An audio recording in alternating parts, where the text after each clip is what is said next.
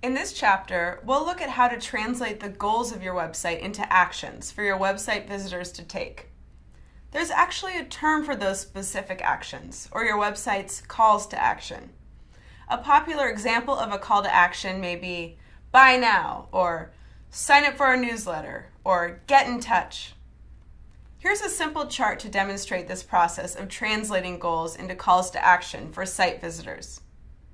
First, we see on the left some common goals like encourage offline visits, sell products, offer services, or to have a basic online presence.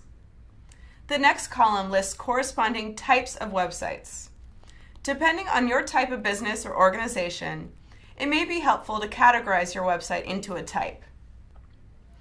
Each website type has its own set of content needs. What type of website do you need? It might be helpful to browse the templates in your category and see what calls to action are included in them. The next column in our chart requires a shift in perspective.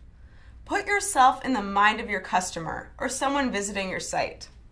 What do they hope to find or accomplish? Focusing on your visitors' needs and expectations as opposed to yours is a key to creating successful content.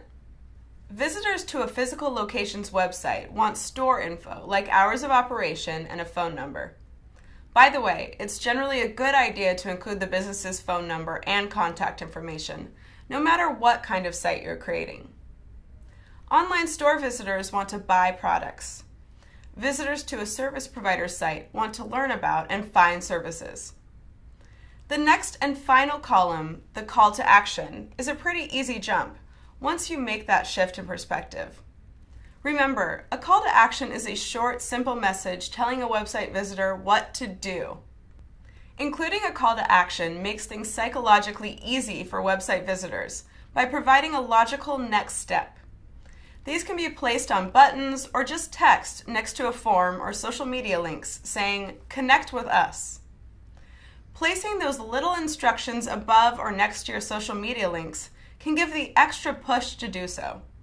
Start your call to action with action word or a verb. This makes it more powerful and therefore likely to take place. Defining your calls to action accomplishes a few things. It makes it easy for a website visitor to know what to do next, and it helps you and the website builder to plan what content is needed to encourage and support those actions.